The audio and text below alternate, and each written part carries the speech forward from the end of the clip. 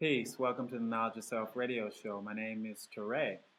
Peace, Jarullah. Peace, Jakil Najallah. And we would like to welcome you to another broadcast of the Knowledge Yourself radio show. And we're calling this show The Brown Seeds of Civilization in the Justice Allah Now month on the Wisdom Day. And I just wanted to put a spin on that title, that today is Super Now Sunday. I know some of you are out there watching the Super Bowl today. But of course, as always, we want to bring knowledge to you live and direct. Each show is brought to you by Global Position Solutions. If you would like to follow us, contact us on knowledgeyourselfradio.weebly.com. Also, check out our Facebook page. We're broadcasting, of course, from the beautiful Sage Studios in Inglewood, California, located at 1321 North La Brea Avenue in the city of Inglewood. You can contact Mr. Clark at area code 310-674-1105 for all of your photography or studio needs. The goal of today's show is to show and prove that Spanish-speaking people outside of Europe are original people. So when we talk about brown seeds, we're making mention of all of the groups that were colonized by the Spanish as well as the Portuguese. I wanted to add that in there as well, such as our people in Brazil and all over South America. Let's go into our quote for today. It's by Hugo Chavez, and it says, quote, "Racism is very characteristic of imperialism and capitalism. Hate against me has a lot to do with racism because of my big mouth and curly hair. And I'm so proud to have this mouth and this hair because it is African." September 21st, 2005. Let's go ahead and pass that around. That's a very interesting quote. I never heard Mr. Chavez say that when he was with us.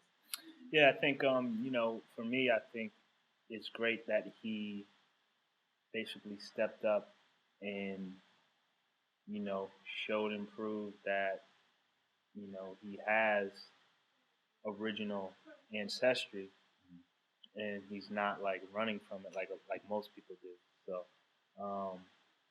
I think for me, Chavez was a dude who dealt with trying to really unify, his people in his country first and foremost, but then unify the people, around the world as far as realizing that we all share a common history, and we all are all connected in some way, shape, or fashion. So, that being said, we should, strive to work together. Stop being so separate. True indeed. Yeah. How you see it, Jakil? Man, that was well said. I would definitely, I'll have to agree and just say that it was definitely, it seems like more of a unifying thing. Like the guy was saying, it's not just his people or necessarily people who look like him, right? But all original people, no matter where they're at on the planet. Mm-hmm.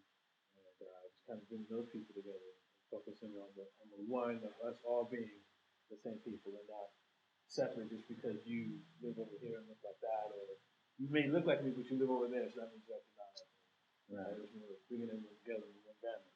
Right. So I think it just came out in both of my brother's statements. The fact that we all need to be together as far as the human families of the planet Earth, it just shows that coming together will create a better environment to live in.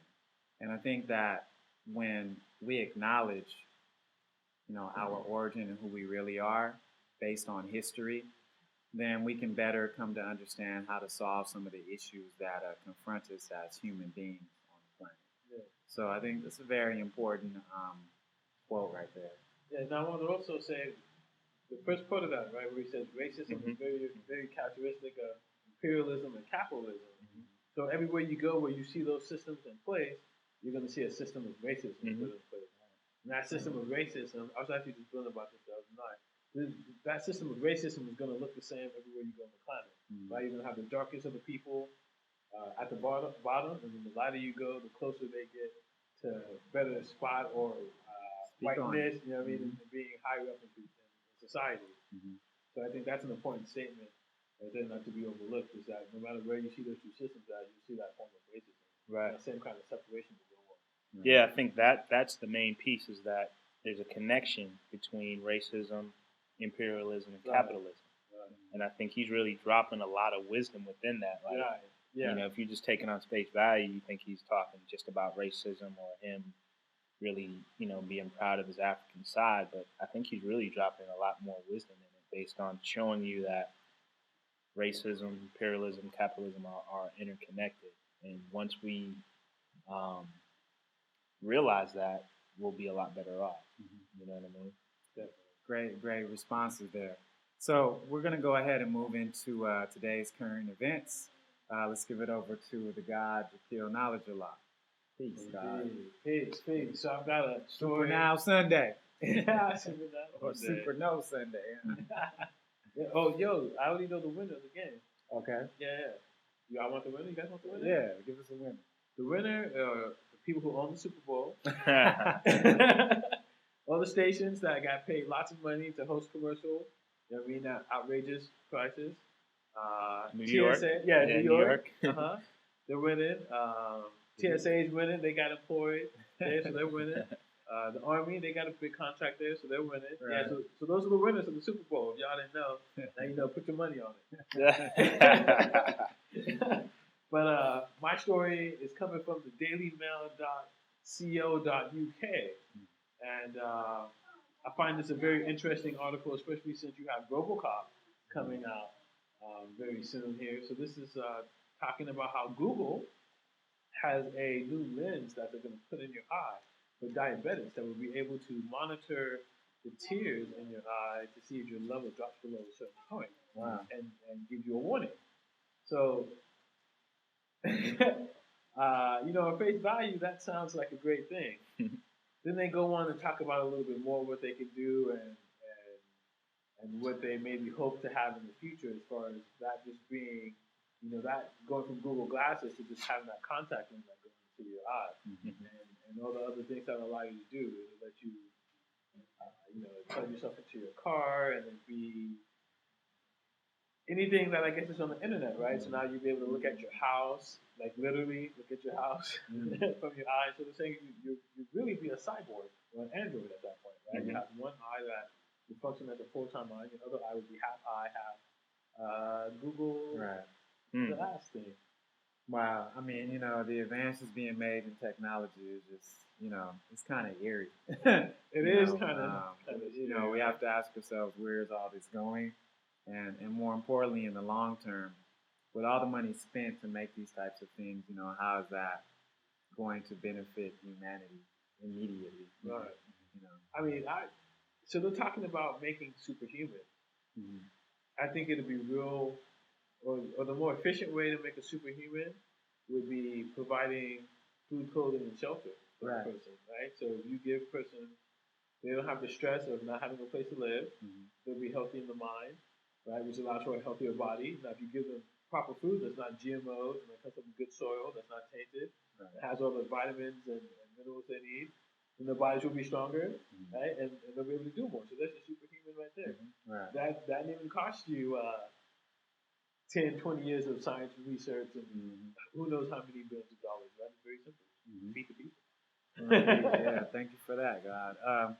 I just wanted to share this next current event. It comes out of the New York Times, and it makes mention of the fact that 733 Iraqis were killed in January, and this is reported by the United Nations. So it's always good on our show, at least on our end of things, we like to remind people of the origin of all things. So just remember that although there's a new person in office in terms of the White House, we have to remember that there were certain things done before President Obama came into power. Things that still haven't been corrected since George W. Bush left office. So here we still have an issue going on in Iraq, and this will actually continue for years to come. It says here in Baghdad, at least 733 Iraqis were killed during violence in January, not including casualties from an embattled western province, the United Nations said on Saturday. And it says that most of the victims, 618 or 84%, were civilians. And a part of this has to do with allegedly Al Qaeda has assumed some power in the country. And of course, there. Al Qaeda? Okay, Al Qaeda, apparently in Anbar province. So it goes on, the article goes on to say that Islamist, it's interesting, I've never heard that used, Islamist militants tied to Al Qaeda seized control of Fallujah and parts of the provincial capital, Ramadi, after the authorities dismantled a protest camp of Sunni Muslims. So it's going to be interesting to see how these current events continue to unfold. And this is basically the aftermath of the United States invasion of Iraq several years ago. And there's something called historical amnesia. And sometimes people take current events and throw them on people currently in power when in all actuality, this problem was created many, many years before now. So those of you who are just coming of age and you're learning about these events, do your research about the United States invasion of Iraq during George W. Bush's administration. I think this kind of goes into the quote, because if it wasn't for the concept of racism that people have actually adopted, 733 people dying anywhere would be so eye-raising that people across the world would say, "Okay, we have to do something about that." But with racism in place, it's like, oh, that's over there, or that's those Iraqis, or those, you know what I mean? Mm-hmm. Same thing with even in our own country, oh man, hundreds of black men died in Chicago. Right. Well, I'm not in Chicago, or hundreds of black babies are disappearing all over America. Right. They're like, whatever. Mm-hmm. Two white kids are missing, and it's national news. Right. Mm-hmm. So I think a lot of that quote, like I said, is very powerful, because once you realize that race is really a lie, there's no such thing, then you start to realize that you really start to see who your people really are. And then any people who are affected by any death or any type of issue, you should feel that too. Exactly. No doubt. Well said. Divine Understanding, or Chris Nemoiz, is on Facebook, had a quote, and it's something I used to say too. He's like, I'm from the planet Earth, and anyone else who's from the planet Earth is considered an Earthling. Right? And so, like the God was saying, as far as race being just a lie, a big construct made up separate people.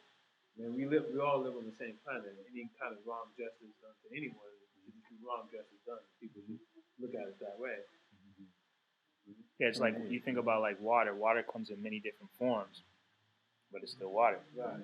You know what I mean? Right. So same with us. We may come in many different shapes and sizes, colors, whatever you want to call it, but we are still human beings, or we're still earthlings, or we're still one people. So indeed. Yeah. That's good. And on the tail end of that, you should always keep in mind that we represent a culture that really is about the unity of man. We are going to tell you the truths in terms of history and how far we need to go to be civilized people. But that's the God-born truth that we advocate. Being one human family on the planet Earth and living peaceably with one another. So, Drew, did you have a current event you wanted to drop on them? Yeah, I did. This one comes from IndustryTap.com, and the headline is NASA images find 1.7 million year old man-made bridge. 1.7 million year old bridge. Yeah. That's after 6,000 years. Right. So that would mean that it wasn't made by white cavemen?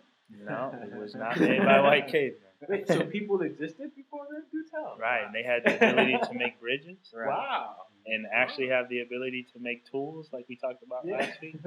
All right. Yeah, so the basically 18-mile bridge is said to have been passable by foot until the 1400s. And there's an image, you should Google it, check it out, but there's an image from a NASA satellite that shows the actual bridge. They said that the recently discovered bridge has been found to be made of a chain of limestone shoals. Its unique curvature and composition by age reveals that it is man-made. The bridge, currently named as Adams Bridge, or most popularly known as Ramsay II, is about 18 miles long. And it goes from India to Sri Lanka, which is an island basically off the coast of India. So, definitely go look at some pictures of the Andaman Island people. And, people say, well, how did these people get to these islands? Well, here's some of the reasons. Right. One of the ways. So we walked. Right. On man-made bridges. Right. Well, not made by aliens. Right. 1.7 million years ago. Right. 1,700,000 years ago. That's think about a long that. time. Yeah, think about that. You know what I mean? So that's a fantastic article right there. Thank you, NASA. Right. Yeah, that's a long time ago. Yeah, so I've actually got. I was going to throw in two articles in one. One is kind of funny. This one actually comes from BusinessInsider.com, and it's talking about a 62-year-old model for American Apparel. Wow. And it's got a picture of her, sitting in a pose that, I guess would be considered a sexy pose. Yeah, I just think that's interesting. And part of the article is talking about how sexy has no age limit. So, I think one of the good things to draw about that is that you should always try to take care of yourself and look the best that you should, right? And also not to let media dictate to you what sexy is, right? Or when sexy is supposed to expire. Okay, you're in your 30s now, or you're in your 50s. You can't be sexy anymore. Right. And to kind of live your own life and go as such. But yeah, 62-year-old. Well, 60 is the new 50. Oh. You know how they're all saying 30 is the new 20. Right. So, it's a really interesting turn of events. I remember when the gentleman that is involved in that company, he was kind of fighting off at least one lawsuit. Oh, really? Okay. in regards to a model and apparently some things that had went on. But it's interesting that he's really trying to break the barriers between age groups, at least by advertising his product in that manner.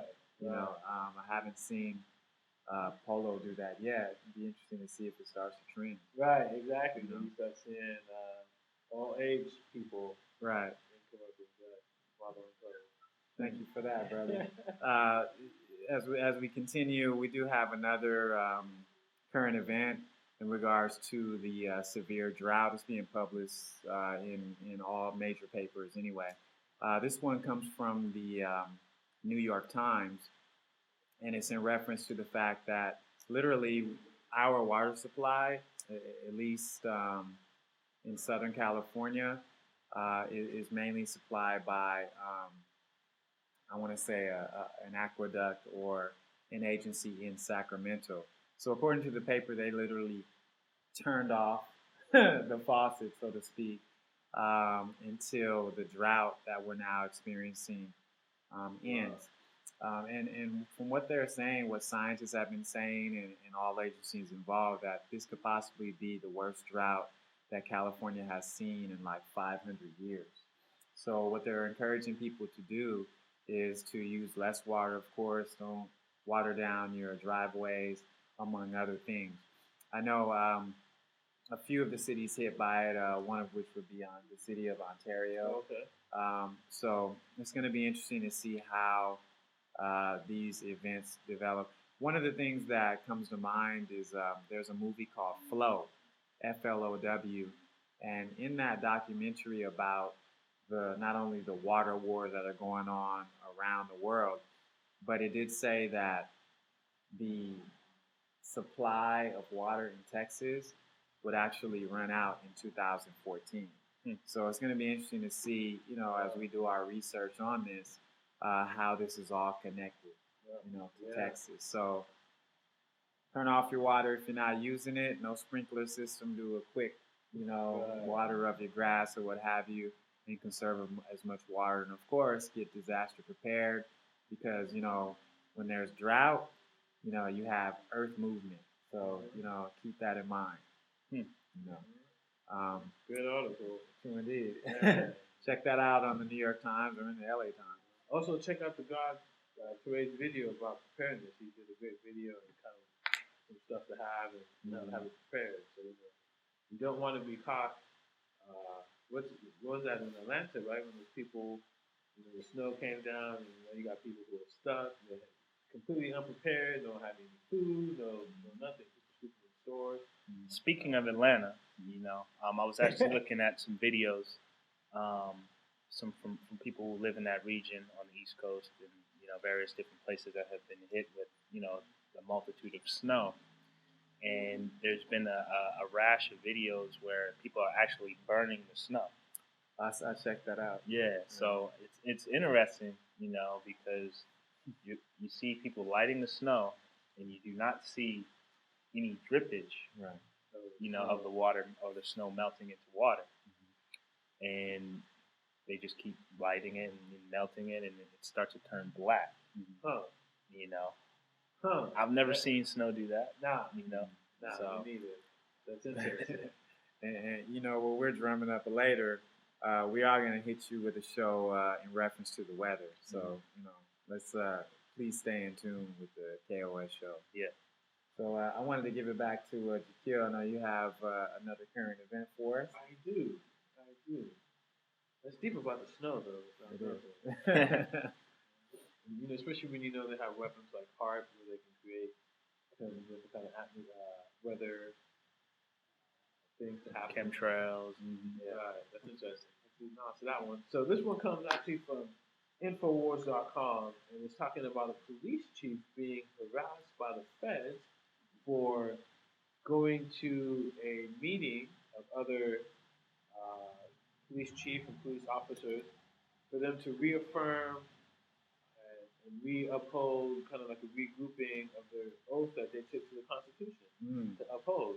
And so this man, when he got off, before he got on the airport, was stopped by the feds. He came for 35, 40 minutes, question, to ask about where he was going, what he was going to be doing, as it related to him attending this function. And so he went on. He signed the petition or whatever it was that they signed, and as a result, he may even be facing suspension now from his job for coming together with a bunch of other like-minded people to do what they were supposed to be doing anyway. Wow. Yeah. So I think that's just very interesting. That there's two sides of it that are interesting. One is all is not lost. A lot of times people say all the cops are bad, or all the government is bad and everyone's against you. There are people who are for freedom, justice, and equality, right? And we definitely need to support those people no matter what background or race supposedly that they come from, right? Right, black, brown. If you're on that Captain Kirk stuff, green with three chi-chis, who's ever supporting freedom, justice, and equality, you should have their back. The other side of that too is that people are being attacked for these things. You know what I mean? By the feds, and so not that the feds as a whole would be a group, but you got to think someone gave these people the order to go try and stop and harass people like him who are trying to do the right thing, right? I don't know how do you guys see that one kind of? I always thought they were supposed to uphold the Constitution. It really makes no sense whatsoever. Carter G. Woodson said that every black man should carry the Bill of Rights in their pocket. So to hear that, a law enforcement agent, a chief at that, be reprimanded for, attending a conference where they are basically committing to upholding the law of the land. Again, there have been people out there over the last 10 or 20 years, especially since the introduction of the Patriot Acts, that have said that the Constitution is no longer valid among people in government. Like it's just now invalidated, and they just haven't told the American people about it. So how you y'all get that email? Yeah. I mean, has the Constitution really ever been valid? It's just now with these new acts, exactly. With these new acts like the Patriot Act, National Defense Authorization Act, and these types of acts, now it's just legal for them to go against the Constitution. Right. Whereas before they just did it, and it was a little bit more sneaky. Right. And they were spying on people. Right. They were spying on people back in the 60s, 50s, 40s. You know what I mean? So, my thing is that they're doing their job. At the end of the day. So we can't expect, like for example, if your house is out of order, it's on you. You can't expect people outside of your house to make sure that your house is clean. So I think as people, we should stop thinking that outside sources are going to do the things that we're supposed to be doing ourselves anyway. You know what I mean? We have to, for one, connect as a community. That's the biggest issue. Is there's no community, and there's no. Well, remember, your kids belong to the community. Right. Right. So I mean, there's no larger group of people who have each other's back anymore. We think that when things go awry, the government will help us, and that's not a real smart mindset to carry. Right. You know what I mean? So. Especially when they haven't proven to do otherwise. Right. And when you think who's in the government, these are people who've never felt the things that you felt. Exactly. So why would they even have any kind of understanding of where you may be coming from or what you may be going through? You know what I mean? So none at all. Exactly. They make more money than you. Don't even pay the same amount of taxes. Right. They definitely don't relate to anything that you're going through. And that's always been suspect. You know what I mean? But hey, with all that being said, I wanted to go ahead and pass it back to you. I know you had. I was going to add on with another article that kind of went with it as far as law enforcement and things like that. So Google has a patent, or they're trying to seek a patent to transmit video directly from your phone to law enforcement. And so Apple, also in the cusp of that, is attempting to submit a patent that will also shut down the video of your iPhone the video capability of your iPhone when you enter certain areas that are deemed sensitive areas. Yeah, so like the guy was saying, those people are doing their job, right? And so we need to make sure that we're doing our job. And community, I think, is the easiest way, and one of the big, I guess, weaknesses in the defense, right, that the people have. If something happens to someone on your block, no one knows what happens, and no one kind of cares. They feel like, well, it didn't happen to me. Because I was talking about last week, someone took his car battery, but no one on the block was really worried about the car battery because they're like, oh, well, it's isolated. It happened to him. It didn't happen to me. My stuff is safe. Whether instead of being like, well, damn, if they took his car battery, they can take my car battery. If they're taking car batteries, who knows what else they can take, right? Let's band together as a people and try and watch people who don't know the neighborhood, or not supposed to be in the neighborhood, and question them. Right? Or at least watch each other's back. Right? But none of those things seem to happen in America that exists now. Right. True indeed. Well, I'd like to thank my brothers for the current events, and we're going to go ahead and take a break and get right into the show, The Brown Seeds of Civilization. Peace. Peace.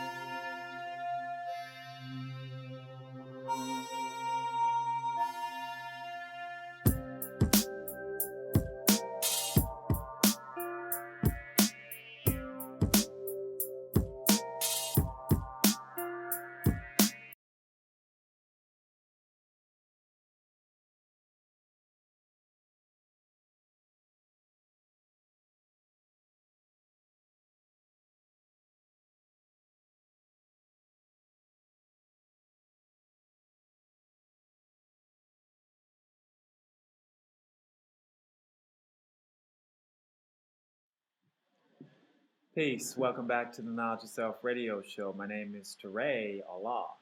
Peace to rule Allah. Peace. Jackal Knowledge Allah.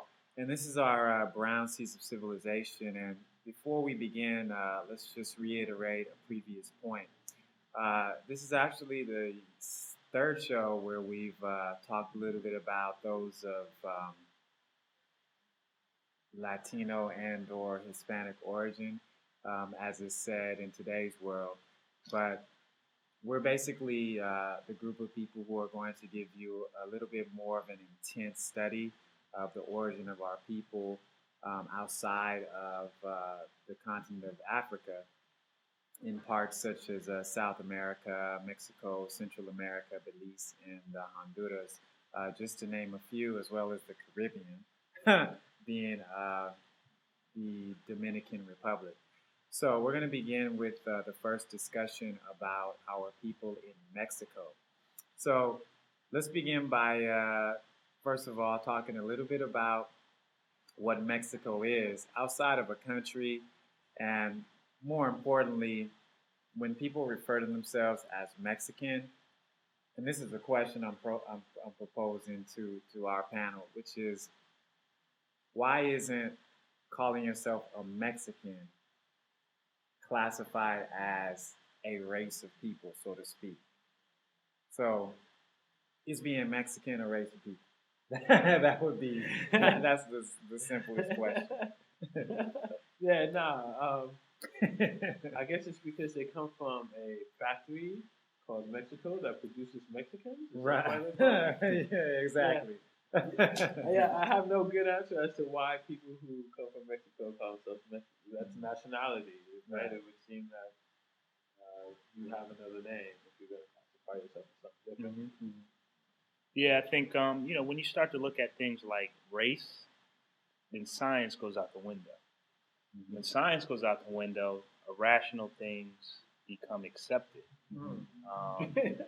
So if you say you're Mexican but never set foot in Mexico, that's irrational. Right. And I'm not saying that out of disrespect. I'm just looking at things more scientifically. Let's analyze it a little bit. Mm-hmm. So I think what you refer to yourself, like for me, I don't consider myself African American. You know what I mean? Mm-hmm. Yeah. I'm black. Mm-hmm. Because before there was a name of a place called Africa, there were black people. Before there was a place called America, there were black people. Mm-hmm. You know what I mean? So, and then there's more of a scientific reasoning to be considered black, whereas, the logic of saying a Massachusettsian or a Bostonian or you know what I mean? Just because that's where I came from or where my family grew up doesn't make sense, because my lineage of family also lived in different places before that. Right. So you have a really long title as to where you're from, right? Like, I'm Boston, Massachusetts, African. Right. Exactly. Just American. Just like those who would consider themselves Mexican, that means that you're only dealing with the time where your people lived in that region. Right. Whereas we know and understand that people came from other places to inhabit that region. Mm-hmm. So I think, like I said, the critical aspect of analyzing things needs to be visited in my eyes. Great response. Yeah. So it's just like when I was speaking with some youth the other day, I asked them, what does it mean to be Mexican? And as we continued the conversation, one of the things I asked them, I said, so is Mexican a race of people? And a few of them looked at me, kind of like, what? So it was established, and it was a lesson for them. Where I said that when you refer to yourself as a Mexican, you are referring to your nationality. In other words, the nation in which you were born in. And for those of you who may disagree with that, if a Caucasian is born in Mexico, is he a Mexican? So that would be something that you would have to ask yourself. Now, well, I think it depends. It depends if he speaks Spanish, because you think about, that Bacha Canelo, right? Mm-hmm. If he didn't speak Spanish, he would just be a Caucasian dude. If he spoke English, he got red hair, very pale white skin. Mm-hmm. You know what I mean? But would that really make him a Caucasian dude? You know, we do come in all shades of Right. colors. Right, but I mean, he could pass for a Caucasian. exactly. Mhm. So I Right. think like when you start putting science into the equation, there's more of an analysis to it. You know, there has to be more rationale to it. Whereas if you're just taking it on face value, you know, it doesn't make sense. Right, and you know, since we speak to the origin of our people, and that's what we teach, we would never say, since we're born in America, that that's our nationality. You know, our nation are, you know, original people. So that means we identify with original people around the world, regardless of what language they speak, regardless of, you know, how they live out their culture. We identify with the origin of things, which is original people, black people, right? Share that commonality. So keep that in mind. Question that we pose is when did Mexico become Mexico? And what was it called before it was called Mexico? So why don't we go ahead and address that? In our studies, and we've shared this on several occasions, where do our studies begin in terms of informing our brothers and sisters of Mexican descent? I'm using that word kindly. What were they called before they were referred to as Mexicans by the colonizers? You know, from what I found, they were actually. I'm sure. I know Mexico itself had a different name, and when the Spanish missionaries came here, they had a hard time pronouncing that name, right? And so I'm probably gonna butcher it, but it's Mestico. How do you spell it? Mestleeko. Okay. Yeah. How do you see that, guy? No, I mean I've read that it had a multitude of names. Mexitec, I heard it was called at one point. I mean, the thing is that you got to recognize that people traveled from various different places to that region. So you had some ways of people that would be considered Chinese that traveled there thousands of years ago. You have people from West Africa who traveled there thousands of years ago. So depending upon where you come from, the way you speak or your language is going to be a little bit different. For sure. So, listen to people from the East Coast and the West Coast. Right, right. So, you know, if the people who were living there called it one thing and then a group of people migrated there, that's probably going to change slightly based on the intermingling of those two cultures. Yeah. You know Right. what I mean?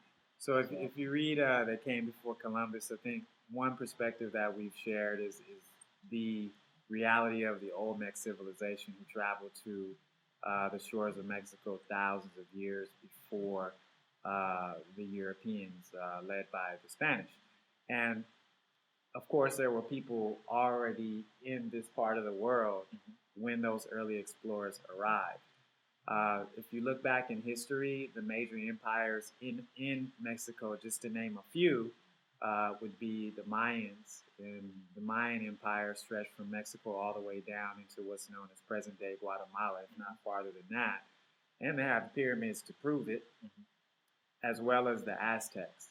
So if you're going to read anything about ancient Mexican history, or you know, you're going to read about ancient Central American history, I'm being kind, using these modern words.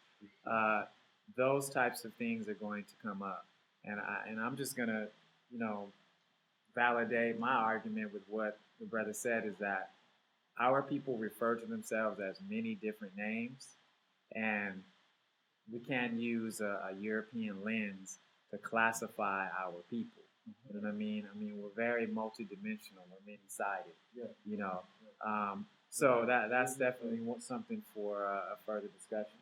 No, I was going to add on what God was saying. When you have different groups of people coming in at different times and intermixing, depending on who you ask, the name may change. Right? You know what I mean? You can even see that in martial arts, right? You take Southern Chinese Kung Fu versus Northern Chinese Kung Fu. And a lot of the things may be similar, but they call them different names. And you're like, oh, well, that's just this move. And then you have to perform the move, and the guy's like, oh, yeah, but we call it this. Right? And then, or even, we have the same movement, but we do it slightly different because in Southern China, there's not a lot of room to move around. So we modified it to make it work like this. It's like, oh, well, in Northern China, we got all this space, and so we just do it like this. Right? But it's really the same thing, but depending on who you ask, right, and what other influence came in part of that, and you may get different names, all talking about the same different thing. Right. It's a good example would be Hindu or Hind, right? You think about where that term actually comes from. It actually comes from a river that was known as the Sindh. But when the Persians came into India, they couldn't pronounce the S, and it sounded more like an H when they said it. That's where Hindu comes from. That's or Hind, interesting. right? Yeah.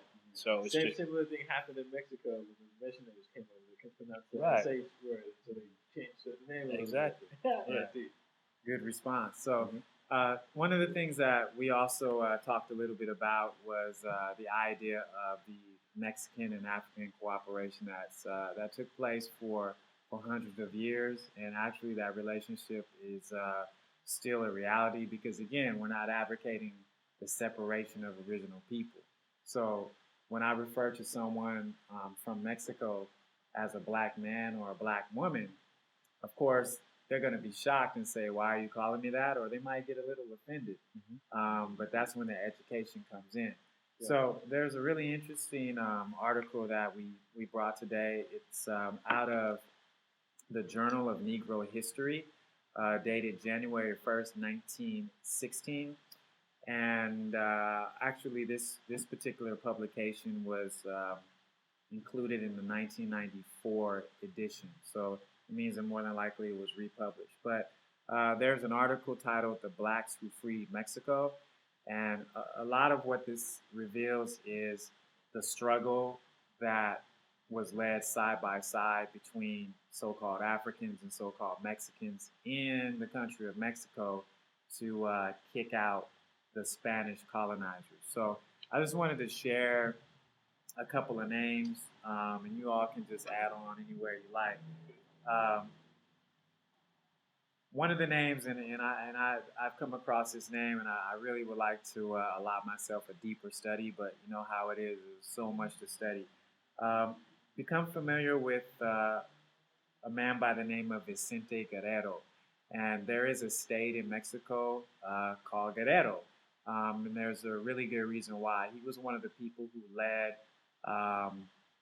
his people against Spanish colonization, and one interesting thing about his background is that he had what would be considered mixed parentage. I'm using today's words. You know, I gotta put that out there. But one member of his family apparently was of African descent, while the other member was of Mexican descent. So this article kind of tells you a little bit about Vicente Guerrero's involvement in the struggle for independence. And it says here, quote, a biographical piece on Vicente Guerrero, who rose from humble origins in labor as a mule train driver to become a key general in Mexico's 1810 to 1821 War for Independence, and in 1829, his country's second president. So he also rose to be president. Wow. You know, which kind of gives us an idea about how they saw the different shades of man. You know.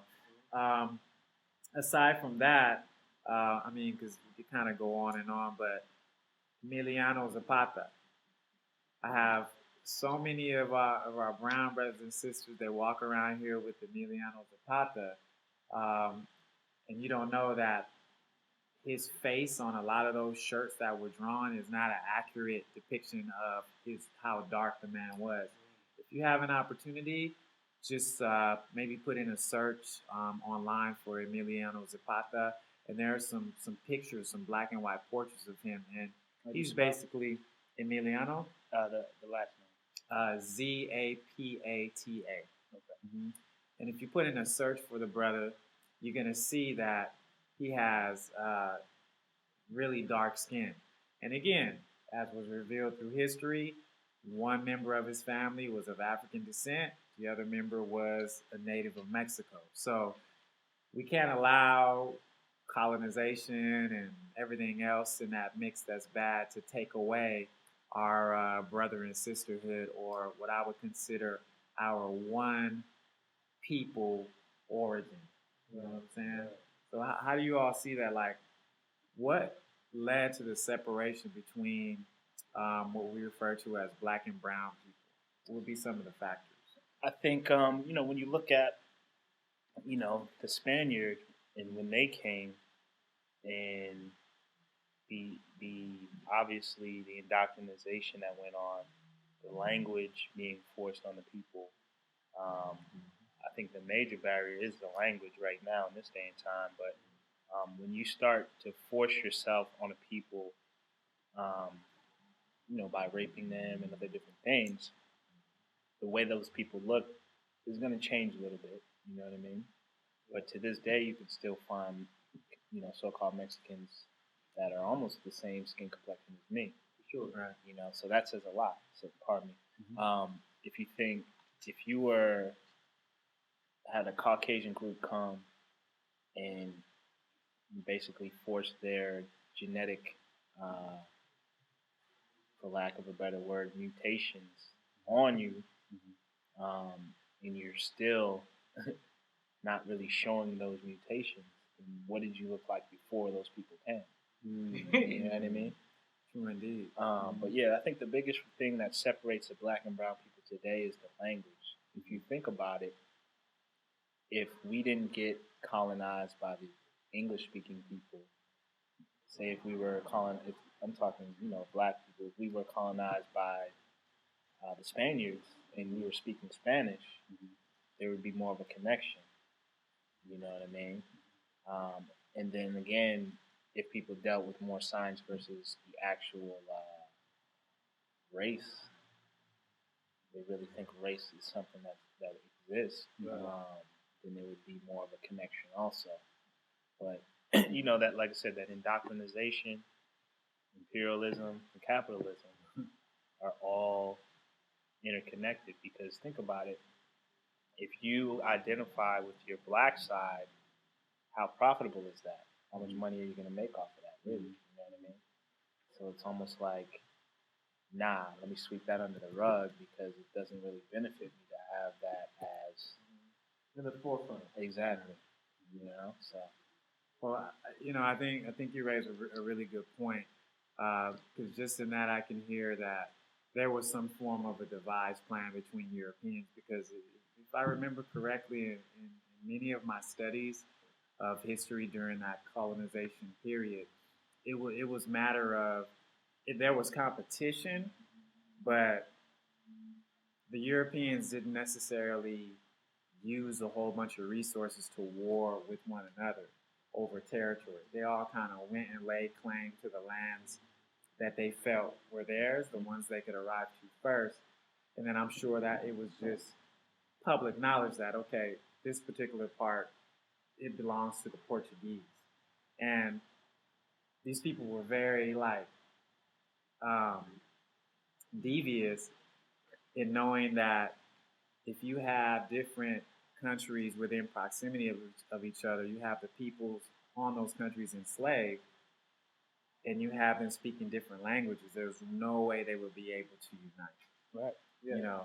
And then that's kind of interesting how, in Brazil they speak Portuguese, Mexico they speak Spanish, and in some of the other countries, it's either Spanish, and most of it is Spanish anyway.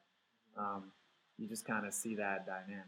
Yeah. You wanted to add on? Yeah, the whole thing about the language and not coming together, I think it's funny because I remember taking my second Spanish class in high school, in college, and I'm trying to remember this lady's name. She was from Chile. As she would always say, she's not from Chile, she's from Chile. And she would always bang on the Mexican, so-called Mexican, right, in the past. And like, yeah, y'all don't even speak the proper Spanish, da da da da da. And I remember one day I was just like, you know what? I go, all of you were all conquered by the same people, and none of you really speak Spanish the way that they speak it. I go, so exactly. I don't know why you're hating on the Mexican people so hard because you don't speak the right way either, and you're just a product of slavery too, just like these people are. What's the difference? But so that air, and she was a really fair skinned lady too, right? So then, typically Mexican people are darker, right? And when you look at the psychology of racism, you see how it even takes shape on that scale, right? Because the other so-called Hispanic races kind of look at the Mexican race or the darker race, like your Puerto Ricans, as being black, right? As far as like black people treated in America by white people being black, right? And then they look at the lighter ones of those as being more European and Spanish, like. But really, I think a lot of that not only comes from the difference in look, but the difference in language, right? If you're speaking, and I'm gonna do it today and be nice with these names. Right? If you're speaking Spanish from Mexico, and then you have another person who's speaking Spanish from Panama, right, and another person speaking Spanish from I don't know some other Latin Peru, some other Latin country, they're all gonna talk a little differently, right? So they're gonna say words that aren't familiar, so that'll keep them separated from each other. The reality, though, is if you really sit down, they have a lot of more things in common. Right. But I think the focus, with racism is that you're looking about all the things that you don't have in common. Yeah. Right? So let's talk about the commonalities. What are some of the commonalities between, let's say, someone from Mexico and someone from Salvador or El Salvador? What would be the most obvious commonalities between our people? They live on the same land. Ding, ding, ding, ding, ding. Just because someone put an imaginary line between the two lands and said this is El Salvador and this is Mexico. Right. You mean to say now you two people are different? Right. That doesn't make sense. Exactly. And it's interesting because when you look at the ancient order of things from Mexico all the way through Salvador, Guatemala, again, the Mayan Empire, to begin with, that was a huge empire, and all the people that live within that particular empire, of course, would be considered a part of that empire. No one said, I ain't no Mayan, you know what I mean? Right. You were a part of the order of things, so to speak. I wanted to take you all to like 1570 because I wanted to mention this brother to kind of show this commonality with how our people have struggled. Those of us who would be considered of African descent and those of us who would be considered of Mexican descent. It would be a really good idea to study a brother by the name of Gaspar Yanga. And there's actually a statue, and this was told to us, now about 6 years ago by a brother, Ron Wilkins, Professor Ron Wilkins, respectfully, came and did a presentation at our school where he was basically teaching people of African descent and Mexican descent's common history. So Yanga, as he's known, or El Yanga, he led a rebellion in Veracruz against the Spanish colonizers in Mexico.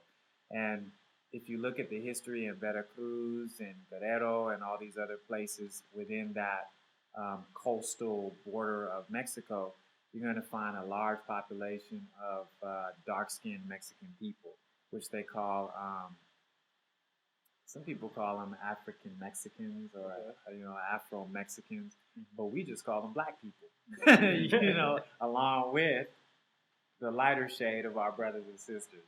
So just to share this with you, this is off of a website called blackhistoryheroes.com.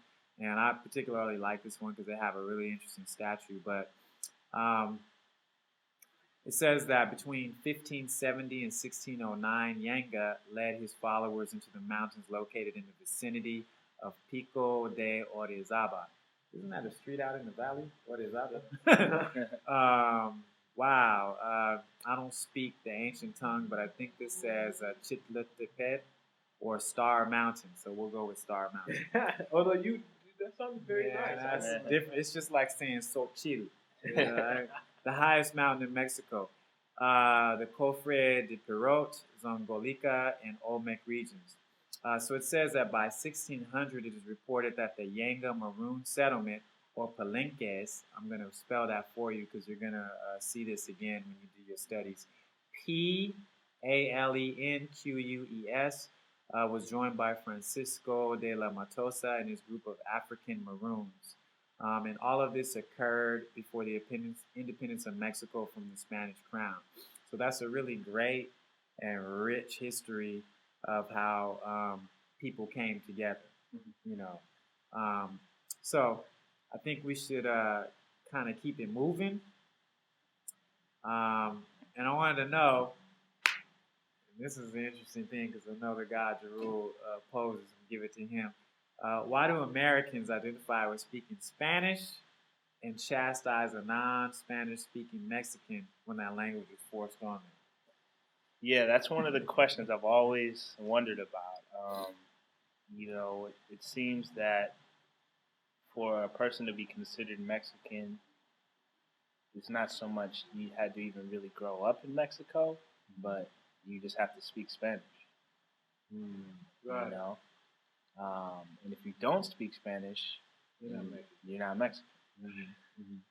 But like I said before, that language was forced on your people. You know what I mean? So it's not like it was your original language. It's not what you spoke prior to when the Europeans setting foot on that region.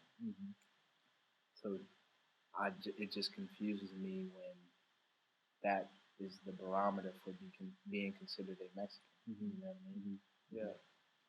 And it's the same thing about like if you don't speak Spanish, or if you're not Catholic, right? You weren't baptized in the Catholic church, then you're all of a sudden less Mexican than the person, right, who was. And you're like, wait a minute, I go home and eat menudo and pozole and all that stuff too. What do you mean? Like, how am I not? You know what I mean? My abuelita talks to me in Spanish. I might not be able to talk back, but I know what the hell she's telling me. How am I all of a sudden not Mexican? I think a lot of that comes from going back to the whole racism and slavery thing, and that tongue or dialect being symbolic to being Spanish, right? That makes you more European, and so you don't hold on to those kind of things. The same thing, when you meet another black person. When I say black person, I'm saying like regular black person, and they'll tell you, "Oh, you don't believe in Jesus? Right? You don't believe in the good Lord or God? What's wrong with you?" And you're like, "Well, that comes from slavery. Why would I believe in that?" And they're like, "Well, no, you have to." And you're like, "Well, why?" And again, it goes back to what the guy said about how language is forced on us. We all tend to forget that European was very successful at forcing that language and that religion on us. And those two things became synonymous. You have Jesus in every language that was given to us by the colonizer, and they did that on purpose. But yet, we don't know anything about, in Mexico, a language called Zapoteco, which is basically fading out, because people are speaking Spanish, and they look at the ancient languages of that region and say, well, those are Indios. Indios speak that. And that's another dynamic in Mexico, too, where the Indios, as they call them, or the Indians, those are groups of people in Mexico, to begin with, that are living in some of the deepest poverty in the country. And they're also, put on this little caste system by, let's say, the lighter shade of people in Mexico. And it's the same thing. You did mention the sister from Chile about her comments about Mexicans and things of that nature. But, you go up into the Andes Mountains, you're going to see way darker people in that region than those who live at the bottom of the mountain. And, I think what's important about that is that those who consider themselves Mexican still have some of their indigenous languages right there for them to study. Some of their Mhm. culture is still there to study. Mhm. Whereas, the blacks who were brought here to America, a lot of us don't have that connection to where we might have Right. existed. Right. So we can't really go back and say study our language or study the Right. culture of that specific land. Mhm. Which I'm good with because that means I study all cultures Right. and I'm not just going to hold on to one little piece. One little, right. This is Yeah. mine. Yeah. But at the same time, I think it's very important that if you have that, you have to keep it alive because, like you said, this language is dying out.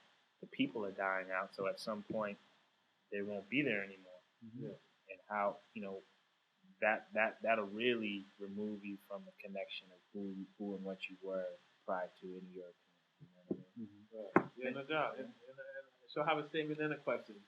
I guess let's pose the question. What is it about American culture that allows for other people to kind of fall back on who and what they are, right, and be other than their own self, and just kind of really adopt the American culture and no longer push the same values, right? Like you see, since you're doing the show about Brown Seeds, you see so-called Mexicans, right?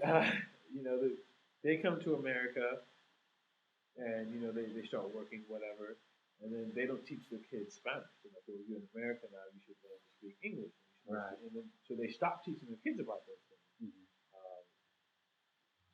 So I go back to a question: what do you think it is that is so enticing, or is it just something in the American culture that would make you say, just embrace this culture alone? Although America's supposed to be a melting pot, just embrace this culture and forget about your culture. Mhm. Right. I think it's that mystery ego that comes along with being an American. You know what I mean? Obviously there's been a lot of propaganda pushed that makes America the greatest place to live in the world and this and that. So it's almost like you come from an impoverished land, you go to you follow the yellow brick road into America. Mhm. Now you're in this wonderful place where everything's going to be peace now. So it's almost like forget about where you came from because that was only negative. Mhm. This is the mindset, but it's not the actual facts. Mhm. Now you're in a place where everything's going to be peace, so just adopt anything that place has to offer because That's positive. exactly. Right. Yeah. Yeah. I mean, to add on to that, I think just America has been really successful at damning, other people's culture. Once people arrive here, they kind of make you or attempt to make you feel very ashamed to associate with your native homeland, especially people from Mexico, especially people from Haiti, and a lot of other what would be considered poor countries. If you go back to one of our shows, we did talk about, third world countries and that whole dynamic. But, Mexico is a very wealthy place in terms of resources, right? But when Mexicans get here, they're not treated as, as equals in American culture because of the system that's in place, because the first thing they get classified as is being immigrants. Mm-hmm. So since they don't want to be classified as immigrants, what's the first thing they do? They want to learn English. Some of them drop or attempt to drop teaching their children their original language, so to speak. Right. That's not their original language, but the colonizer's language. So then what you have now is they begin to forget about themselves for sake of hopefully inheriting something greater in America. And, it becomes very frustrating in that respect. It sounds like what you guys are saying is that not only are you demonized, or your previous culture is demonized, but you have a hope to obtain something greater, but you can't obtain that greater thing with the baggage of where you came from. So you kind of have to cut that and hope that you make it in this big dream. Yeah, did they receive more gold? No, no one left to speak their language. teach anyone else how to Right. speak it either. Yeah, true. that's deep. So we're going to go ahead and take a brief break. And when we come back, we're going to talk to you a little bit about Central America, the Caribbean, and South America. Peace. Peace.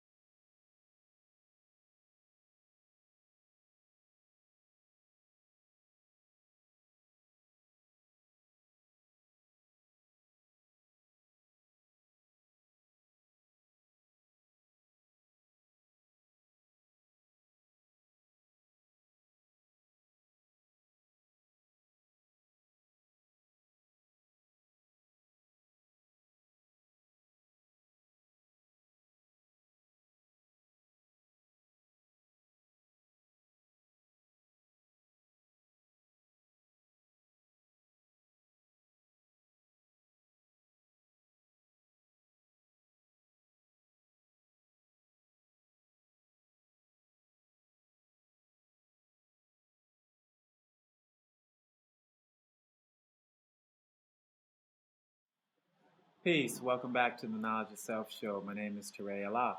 Peace, Jarulullah. Peace, Jafar Allah. And we're going to continue talking about our brown seeds of civilization, knowledge. In this segment, we're going to talk a little bit about Central America and that whole dynamic in terms of the black presence and reestablishing our origin as one people. From Mexico to Central America to the Caribbean and on to South America, Puerto Rico, and a whole bunch of other places around the globe that we've introduced on several shows, and we'll continue to hit hard on that as we continue this journey with you. So, as far as Central America is concerned, Central America generally is classified as countries south of Mexico. So that would begin with Guatemala, El Salvador, the Honduras, and Belize are all classified as Central America. So one of our references is from Slavery to Freedom by John Hope Franklin. And on page 48 of this publication, because it's been published several times over the years, he has an interesting piece titled Slavery in Mainland Latin America. And it's just a reminder to our viewers, our people did not come to the shores of Mexico and South America and Central America as slaves first, but it's a really good reference point so that you can understand how European colonizers interrupted our civilizations in this part of the world. So the main reference point that I wanted to share with you was just some of the numbers that were shared when enslaved Africans were brought to the shores of Central America. John Hope Franklin writes, during the colonial period, Central America was largely a part of the Viceroyalty of New Spain, and no separate figures are available for the importation of slaves into that region. Negroes in Central America perhaps were a small but important segment of the population. They were imported into Guatemala as early as 1524 when the Spaniards occupied the land. While the number was never as large as 10,000, they were a considerable source of trouble to the Spanish authorities. Runaways would band together in the woods of Sierra de las Minas and with their bows and arrows harass the countryside for miles around. The entire military force of Guatemala City found it impossible to subdue them. Some Negroes became free, developing into substantial citizens. One such freedman became an extensive landowner and herdsman. Although he made a great profit from the dairy products that he sold in Guatemala City, the authorities felt that perhaps some hidden treasure was the real source of his wealth. He periodically denied this, and until his death, he stood as a living example of what a Negro was able to accomplish in Central America. So aside from the previous discussion where we mentioned that some early explorers came to the shores of Mexico thousands of years ago, there is another group that I'm going to mention later, but it does give proof that people of African descent actually voyaged to the New World on their own, and they were actually quite honored. So I'll get into that group a little bit later. But I just want to pass around what we came up with a basic question is, why is it that Guatemalans and Mexicans don't necessarily get along when they're neighbors? Before we go there, I wanted to add on in regards to what you just read. Mm-hmm. I think it's great because it shows that, I think the only depiction of black people in South America that ever gets considered is them as slaves. Mm-hmm. But it shows there that in the midst of such a harsh system, a man became successful owning land and becoming quite wealthy doing so, as well as, black people escaped and got out, and they weren't just the type to lay down. They actually came back and fought. You know what I mean? So I think there's a lie out there that black people tend to just lay down Mhm. in the midst of that type of you know, hardship. But that's not the fact. You know what I mean? So I think it shows a lot in that quote. They kind of allude to that in 12 Years a Slave. Yeah. Which I thought, and I think we built on that, but I thought they were going to get a little bit more into as far as the interaction and the black man with the so-called Indian man. And when they sat down and they united for a moment, and then, as far as the movie tells it, they just went their separate ways. When you study history, and you listen to that story. And then, in the book, he was talking about how they went with the bow and arrow. Traditionally, Indians are known for using bows and arrows, right? Especially here in America. So, I just think that's interesting. How a lot of times they'll give you half of the story, right? If they have to tell you the story. Right? It's like when your kid gets in trouble, and you're like, "Did you do da da da da?" And then they only tell you that one little piece, and you're like, "Well." What about the rest of it, right? They don't want to tell you the other thing. If you don't ask, they ain't telling. Yeah. So it's the same kind of thing. That's a little kid in trouble. So what would be some of the reasons that you've heard?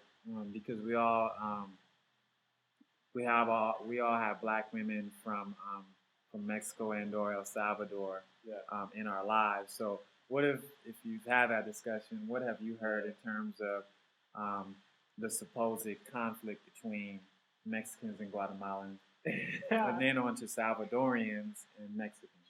Yeah, so my black woman is actually, her father is Mexican and her mother is Salvadorian, right? So I find that unique too, and that was one of the first things that I had. Being from the San Fernando Valley, it's very clear that Mexicans and Salvadorians seem to have an issue with each other, and even Guatemalans. What I heard from both Salvadorians and Guatemalans, not trying to pick sides, this is when I talk to people, it's what I hear. They both say that the Mexican people think that they're better than the other people, and that's the reason for the beef. The other part that I just recently heard is that when these people are traveling to get to America, you got to travel through what? Mexico. Right? So when these people are traveling through Mexico, they're getting robbed, raped, and locked out of doors, beaten and killed by the same people who are advocating this stuff, right? So I think that's another part of the reason too. But again, those are stories from one side of the fence. I mean, yeah, that definitely makes sense. But I think anytime you put an imaginary border between anything, and people start to conceptualize there being a border there, that's when issues arise. You know what I mean? So, when you have a line that's there between Guatemala and Mexico, people who are on one side of the line are going to be one way or act one way. And people on the other line are going to act probably opposite of that. That's these people. Right. We're exactly. Yeah. And then That's when you the have degree. Yeah, right. And then when you have a colonizer who is pulling the strings saying, okay, well, you guys are this way, you guys are this way. If you guys intermingle, then it's not going to really be beneficial to Why would you want to intermingle with those lower class people? Exactly. Those people. Right. So. Yeah. Right. I think what I've heard is it piggybacks on what you said, and actually it ties in beautifully with what you said. The border. We know that Guatemala had a civil war which began in like 1960 and actually ended within like the mid part of the 1990s. I think it was like 1996. But it was a very bloody civil war, which actually led to, several thousand people fleeing Guatemala. And, we can bring it up in terms of like modern history. But for the most part, as it was explained to me by my black woman, anytime people from Mexico want to go to Guatemala, they have a lot of problems with the visa. You know, it's as if the Guatemalan government won't accept the visa. As far as the Guatemalan experience, many of those people are Mayan people, you know, and that was the Mayan Empire. But many of those people that traveled to Mexico along that border were, like you said, were harassed and were met with a lot of violence and a lot of discrimination in certain parts of Mexico upon entering the country. But there are some sources out there that says that, you know, it's kind of sensationalized in the media, and you know, the media kind of worked on the minds of the people to make them believe that there's this bitter conflict between the two groups. No, the media would never do such things. Exactly. So, you know, as far as that line being drawn, that's it right there. Historically speaking, all those groups were colonized by the same people, which is why you all speak the same language that is not yours, and you are behind one line, and both of you live in an extremely poor country that's being exploited by not only the United States, but a whole bunch of other Western countries. So despite that reality, you seem to think that you're different, when in actuality you're not. The most that some of our people can say is that your street gangs have different names. That's a big difference. So, you know, other than that, man, you know, some of you need to wake up, man. I mean, you know, if you study ancient history, you're going to realize that there are only a few groups of people that establish empires in that region, from Mexico all the way down to El Salvador. Let's not forget Nicaragua. We're going to have to come back and talk about Nicaragua maybe on another show. But for the most part, it has to do with borders. Yeah. So why don't we go ahead and move right along? So maybe that should be the name of the show. Behind Enemy Lines. Behind Enemy Lines. Better write that down. Yeah, indeed. You know, we create new shows while we talk to you. One of the things I wanted to bring up is something that I had came across in this study. There's a group of people called the Ladinos. It's spelled Ladinos. And apparently they're a group of people of Spanish origin that are settled in a specific part of Mexico, maybe Central America, but they are referred to as Judeo-Spanish people. And you know, they've managed to develop their own culture, but you know, their origin is European. But it's just interesting to see the fact that there is a group of Jews in that area, which brings us back to the center. We had mentioned on one of our very first shows, if I'm not mistaken, on the Understanding Day, Christopher Columbus came up, and there's always been some discussion about whether or not Christopher Columbus was actually of Jewish heritage. So, you know, that didn't really surprise me, but it was interesting just to be able to discover this idea of Jews being in Mexico, or at least within those parts of Central America. And so that just kind of reminded me of that. Yeah, that's a great connection. But from what I could see, you know, they are not largely discriminated against, but they do have a long history in that part of the world. You know, so it's called the Sephardic language. That's what they classify Ladinos as. And you can look at a site called sephardicstudies.org if you want to know a little bit more about that. We got to go ahead and talk a little bit about the Belizeans and the Hondurans in Central America. And I wanted to, before I hand it over to the guy, Jakil, I had an interesting exchange in my class where a student said that they're not black, they're Belizean. So then we're going back to the fact that you're stating your nationality and you're denying your origin. So I wanted to give it over to Jakil. So why don't some Belizeans and Hondurans think they're black? Wow. That's pretty heavy. You know, I think you really need to just look at the colonizing process that went on in both of those areas. Very similar to what happened, like in the Dominican Republic and their counterpart. Like those two different people think that they're different. So, obviously, I don't know too much about how. That one went down as far as the Dominican side, which I think we'll talk about at some point.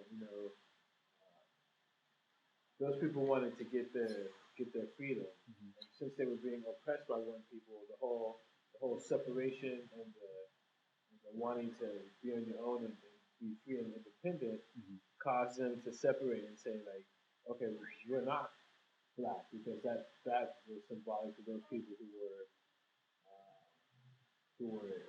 oppressing you, right, or who occupied that area. So it could have been a similar thing to what happened here with the Dominican, the Hondurans and those people, to where maybe there was some kind of civil unrest going on between the two, and the few caused them to, when they separated, they're like, all right, now those are those people. Another thing that happened is,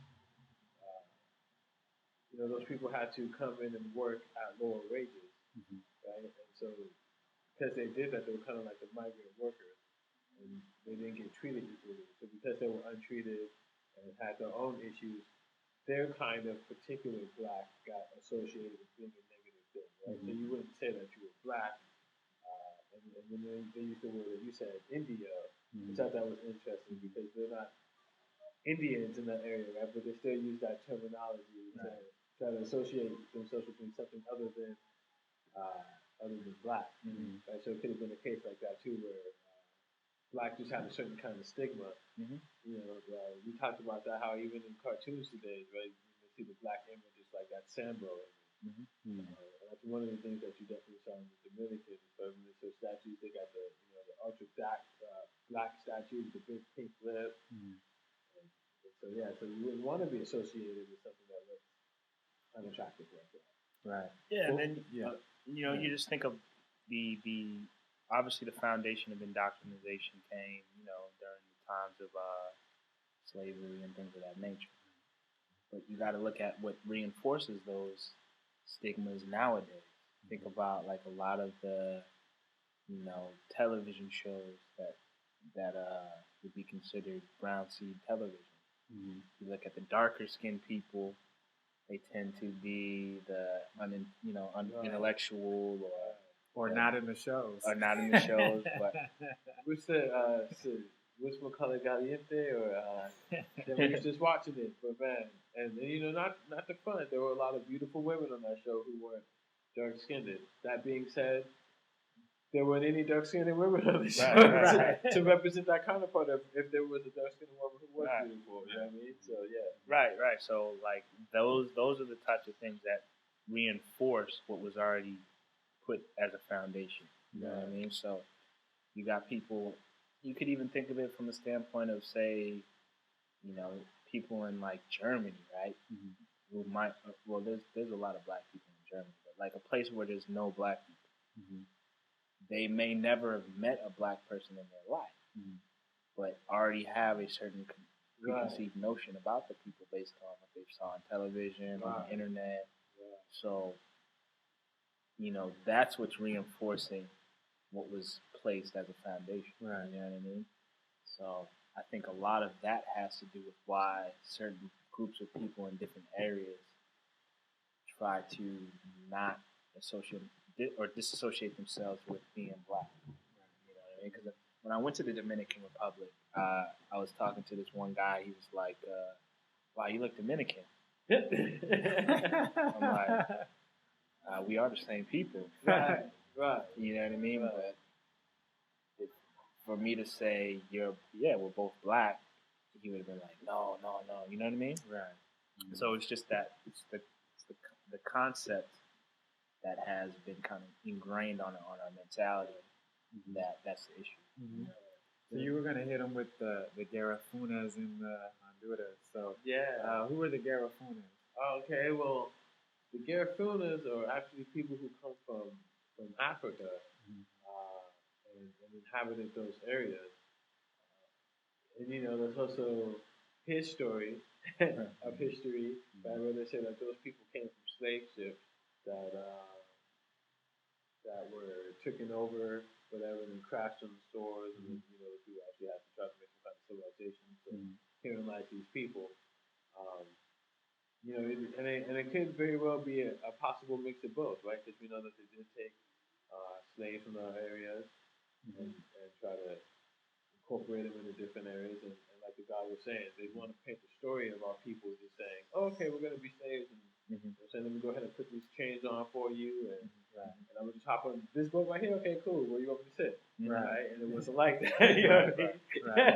So it very well could have been a ship that, you know, these people, like you saw in 12 Years a Slave, where that dude was like, man, we should just stab these people and shoot them and cut them up now and try to find our way back home, right? And so I'm sure there were a lot of more people who were with that as a solution than who were not. And so in any event, these people settled in this place and you can still find them there. What happened at a certain part in history, they went to war, and after a long period of fighting, they couldn't sustain that kind of, you know what I mean? Right. It's numbers game at that point. Right? You lose too many people, you can't birth enough people, teach them how to fight in enough time to go back out. So they got kicked out of that area, and from there they kind of spread. So you're talking about people who came in, they went to like Honduras, Belize, some other areas that they went to. The United States, they're in Los Angeles actually. Which got me thinking. I was like, you know, kind of like your experience. You see someone who looks like you, and you just assume, like, all right, that's what I would do, black man and black woman, until you actually take the time to really investigate that person. So as I started seeing the faces of what these people look like, I was like, you know, I've met some people who kind of had those similarities, right? It's kind of like the so-called Asian man, right? Most people just say, oh, they all look alike. And I'm like, nah, you can totally tell the difference, right? Chinese people have these kind of facial features, I have these kind of features, but if you don't spend any time amongst those people and actually see them, right, you don't get to see those differences. From the outside, you're like, damn, they all look alike, right? Until you actually see the difference up close and personal. But yeah, so those are the Garifuna people, Africans who had been in the North America is long before they were called the North America. North America. I think it's important to, you know, you can't re-emphasize it enough that black people were traveling all over the world thousands of years ago, even millions, based on a lot of information that's being found out now. You know what I mean? So, and if you're gonna say that they didn't have a boat, well, damn, they built bridges. Right, so that's even more hardcore than having a boat. You know, and yeah, so like even look at the Egyptian Empire, they found huge boats, you know, buried underground and things of that nature. So to say that they didn't have the capacity to make a boat is really a really disrespectful perspective. So I think getting that out of our mind is one of the most important things because, you know, the intelligence of the people at that time, to me, was way more at a higher level than we are today because they didn't have to depend on technology. They weren't having gas shortage. Right. Warnings popping up on their CNN News or whatever. Now, I think one of the things that we've been really clear about establishing is the commonality between our people.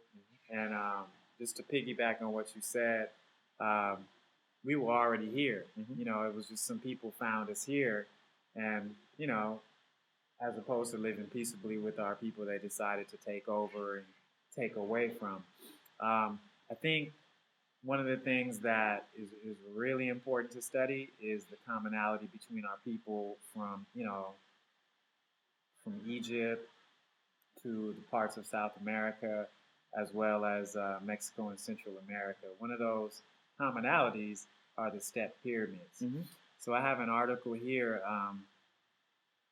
you can find on nationalgeographic.com, and we did share this on a show as a current event. But there's a place in Belize known as Nomul, and it's spelled Nohmul. And according to this article, it means big mound. But again, don't take anything on face value; it may mean something else. Mm-hmm. So this article talks a little bit about how one of only 15 ancient Maya sites has been destroyed, and the pyramid was, because it's since been destroyed, it was 60 feet tall, and it was just visible proof of the architecture or the mathematical skills of the Mayan Empire.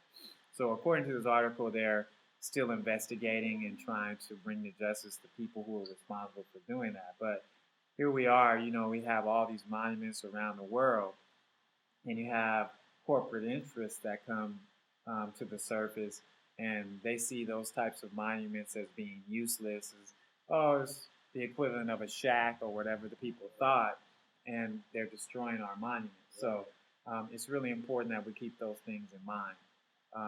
No doubt. Add on about that. No, I was just thinking, when you said that, I was thinking about Hidden Colors. Mm-hmm. I forgot which one he was talking. In any event, he was talking about how when he went over to Africa to see the pyramids, they're selling things and kind of just, it's all for kind of show, right? They don't really care if people smoking cigarettes or whatever, they're not tripping. Whereas when you go to like the mosque, they're completely clean, no one's selling stuff like that outside of them, they're way more respected. Oh yeah, right? I remember that. And so it's interesting, I've always said, how come people aren't digging up mummies of these other European people? Why they don't end up digging up statues of mummies of Egyptian people, black people, right? And it only makes sense because you would do that to someone else's dead because you don't care that you met them in the first place, right? But you wouldn't do that to your own dead people because those are your people, right? So I think that kind of answers that question is obviously the different people who don't care and are not connected to those people. True indeed. And also, there's another thing, another Mayan site. It's in a place known as, it's in the Yucatan Peninsula, which would be today classified as Guatemala. But there's something called Chichen Itza, and Chichen Itza was built by the Mayan civilization, and it's about 78 feet tall, and it's basically it was built off of the astrological system, which we know that our people were skilled at, from Egypt to South America all the way over to Mexico, and even among our people who were enslaved in North America, we had to use the stars in order to make it to Canada or to make it to other parts of the wilderness of North America. So that's one of the clear commonalities between our people is mathematics. I think a great book. I know you have certain feelings about Freemasonry, but a great book that really shows a connection between the pyramid builders all over the world. I swear I'll read it. Is The Arcana of Freemasonry. The Arcana of Freemasonry. Yeah, okay. And I can't remember the author's name, but basically he just shows a connection of the certain symbols used in Egypt, in China, in South America, various different places of the world where you can find pyramids, and shows that this was one connected unit of people working together to create these pyramids. Our church ward? Church ward, exactly. And then when you watch a movie like Pyramid Code, yeah, it's a great documentary. There. Check out the Pyramid Code. Yeah, it shows how they were really striving to use these pyramids not only for a source of energy, but also a way to connect with people's consciousness and actually change it in a way. So I think studying that will show you really how advanced the original people were at that time. You know what I mean? To add on to what the guy said in terms of just how intelligent, ancient peoples were, and even today we're intelligent. that site El Castillo in Chichen Itza, it said that twice a year on the spring and autumn equinox, a shadow falls on El Castillo in the shape of a serpent.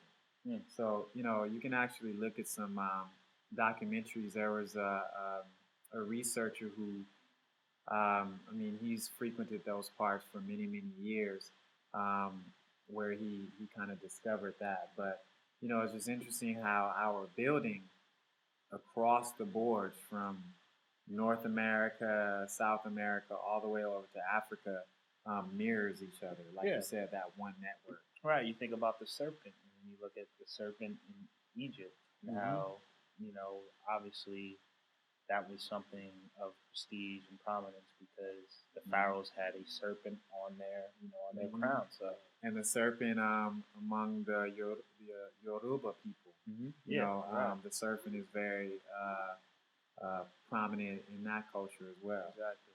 Indeed. The serpent also in some indigenous cultures in North America. And then you mentioned the mound.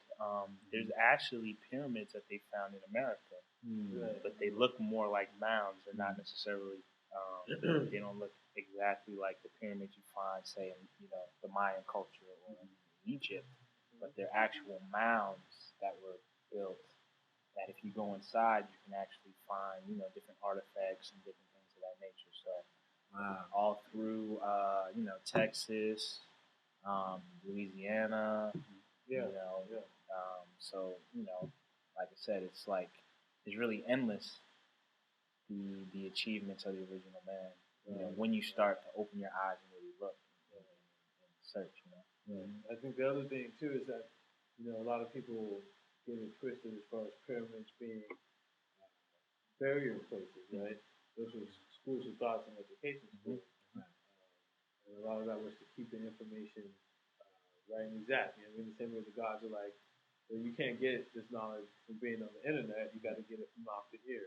Right? So it's that same kind of thing to where you go to a learning facility of a certain degree, right? And you get a certain kind of education at that place. And like the guy was saying, a lot of these places were built and tuned to change the consciousness of a person who was there, right? And so you've got to think of that kind of science, right? Not only are you dealing with sound vibration and frequency, right? Acoustics, right, and all that, but now you're dealing with, okay, so what sound vibration is going to vibrate this specific thing so that I get this specific result, right? And they were able to do that with scientific precision, right?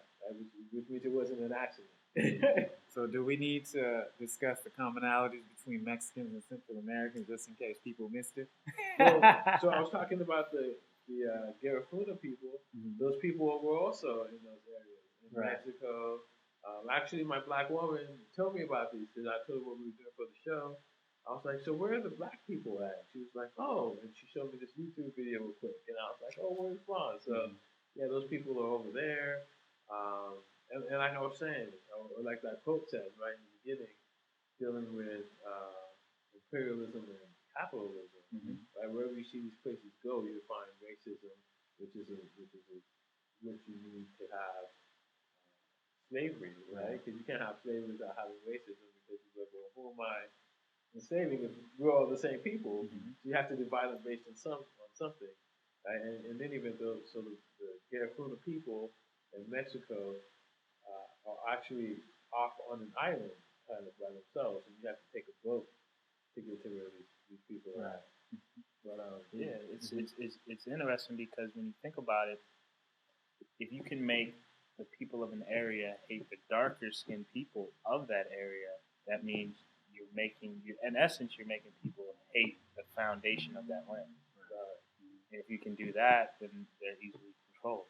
Right. You know what I mean? Because now you're not connected to the root. Exactly, you're not connected to the root anymore. So you're made other than who you truly are. Right. And then that's easy to control someone after that. Indeed, especially when it happens generation after generation after generation. So, really good building. Why don't we go ahead and take a quick break, and we'll be right back at you on the Knowledge Yourself Radio Show. Peace. Peace.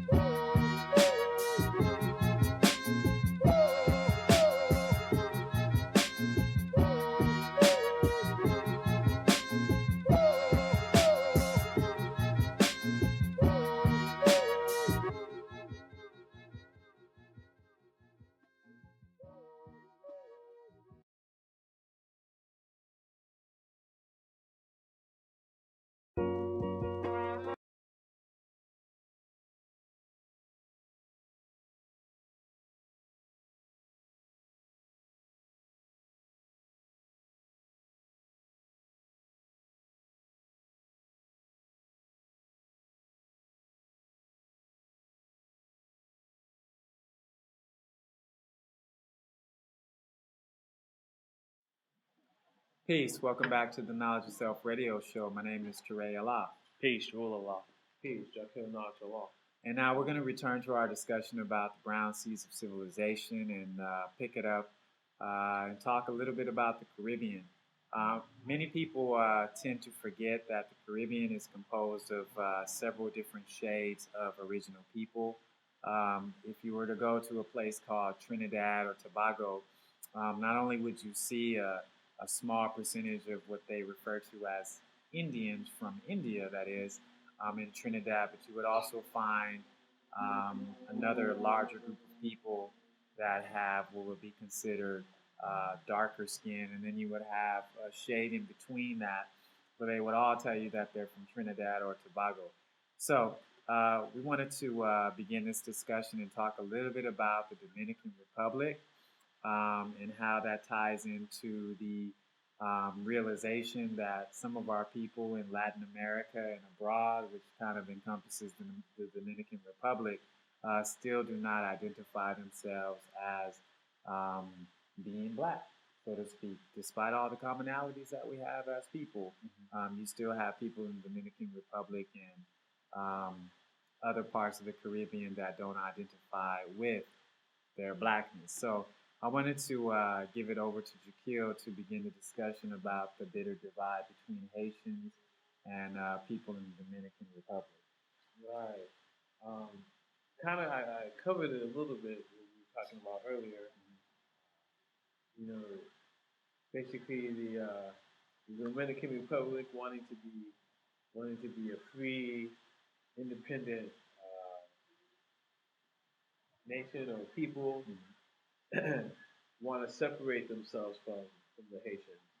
There's also the Haitian government imposing their hand on what happened over the Dominican Republic as far as French became the national language, or the only language in which you can teach in.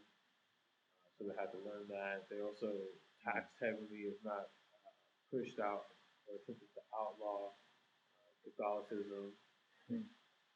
Which I'm not necessarily mad at that. Right. I mean, for a minute I was like, what's wrong with that? That doesn't sound like a bad one, right? So we'll just stick with the first one. There's the whole occupation thing, and obviously when you're occupied, you're not per se allowed to do a lot of the things that you may want to do. And so you have to definitely follow other people's rules. So the whole separating thing, and then the other part of that too is when America went in there, right? They were bringing in American workers to work in those places, right? The sugar plantations and all that. They were bringing in Haitian workers. They were working at these low wages. So they in turn got looked at a certain way, right? And they were also mistreated a lot too. So that idea of, I guess Haitians might have been a little bit darker than what you generally see in the Dominican Republic. And so that particular color of black, or shade of black, got a bad stigma attached to it, right? So you wouldn't want to call yourself black because that means you're a low-level Haitian worker, immigrant person, right? Having the stature. As I was also funny is that the Dominican Republic people seem to refer to themselves as Indio, versus being black. But if you saw any one of those people in America, you automatically like, yo, that's a black man or that's a black woman. Right, and I mean, like you said with your story, he was like, "Hey, we're the same people." And you're like, well, yeah, obviously we're both black, right. But he thinks he's different. Yeah. I think that's very important. There's probably a lot of it might have to do with the language barrier too. People speaking French, and the other speaking Spanish, which are both European languages. So that should be something that's an eye raiser there. But my uncle does not speak his own language. Right. But I think when you look at some of the original people who lived on that island, some would call them the Arawaks, and then you look at the log of Columbus, where he talked about the people being very dark skinned when he arrived into that region. It kind of shows that black people were living there prior to anybody of Europe coming into that region. but then that whole genocide process of, you know, forcing the people to find gold when that wasn't very a real vast resource in that area. So basically working them to death. Then you had a lot of stress that came with that because you're trying to find something that's not there. You can't bring it, so you end up killing yourself. Then the slaughtering of the people by the Spaniards and, you know, Columbus and his crew. Kind of like the bankers jumping those buildings. Right. Exactly. You know, it's I think that land is saturated with a lot of blood. You know what I mean? Right, and you know, one of the things that came out in our studies, we've mentioned this before. If you read a narrative by Bartolome de las Casas, he was a priest from Spain who witnessed much of the genocide that took place in the West Indies, primarily in the Dominican Republic.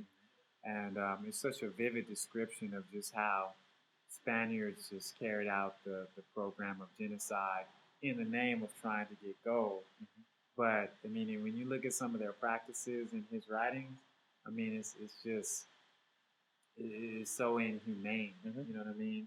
But to make it worse, the fact that you had a person who was of the highest order in the church being abroad somewhere really didn't manage to put much of a stop to it.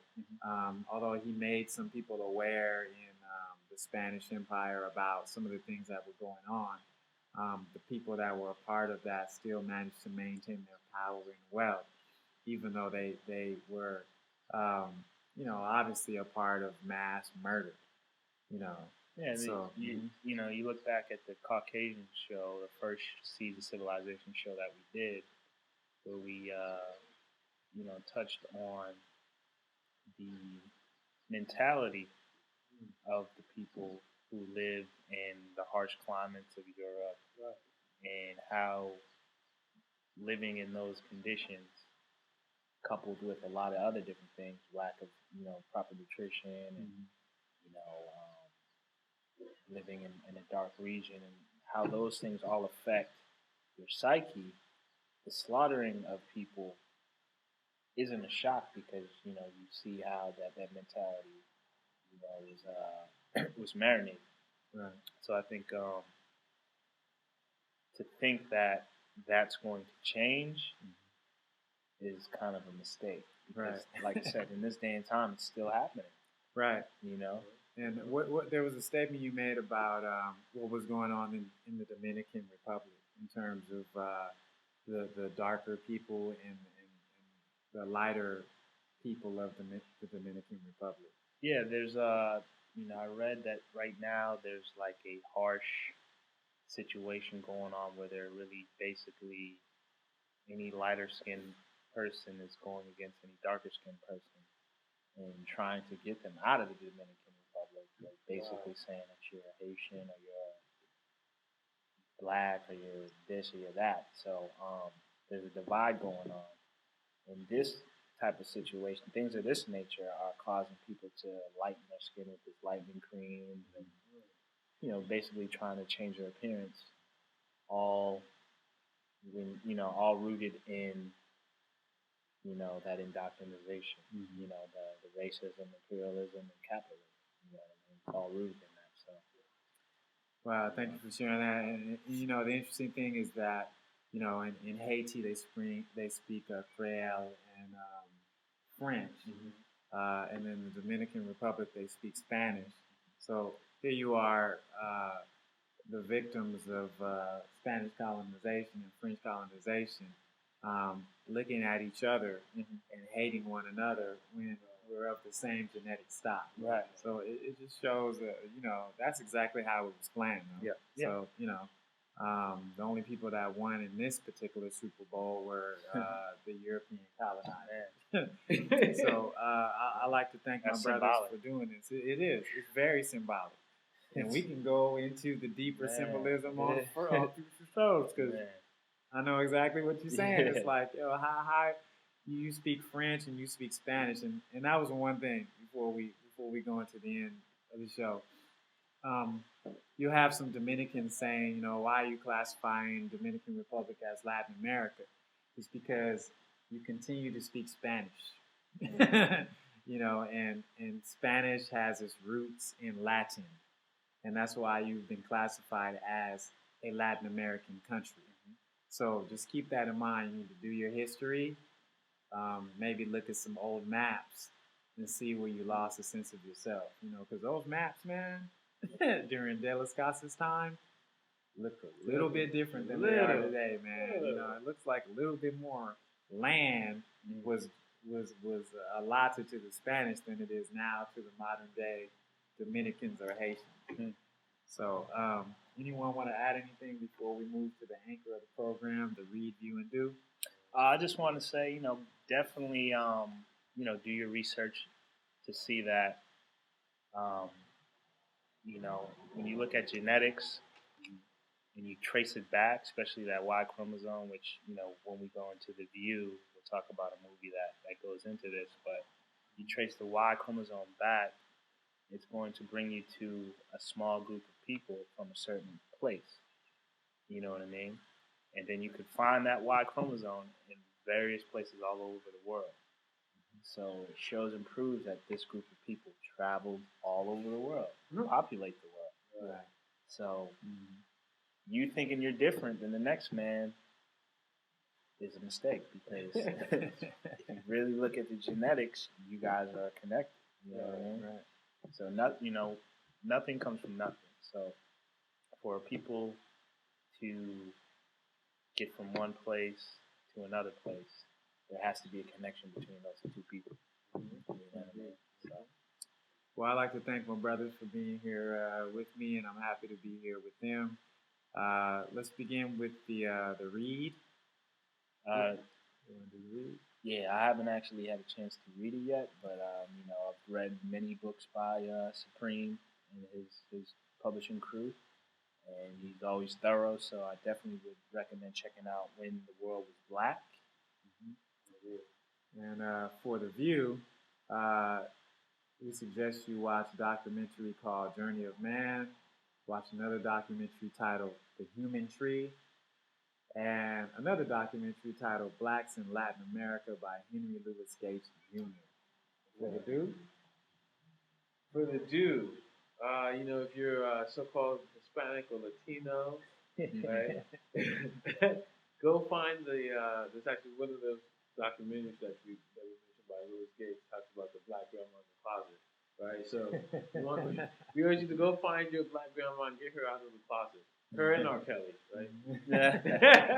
If he's in your closet, watch your babies. Yeah. Get a raincoat. But yeah, definitely, go find out, what your connection is to the rest of the world and to the rest of those people. You definitely have that connection.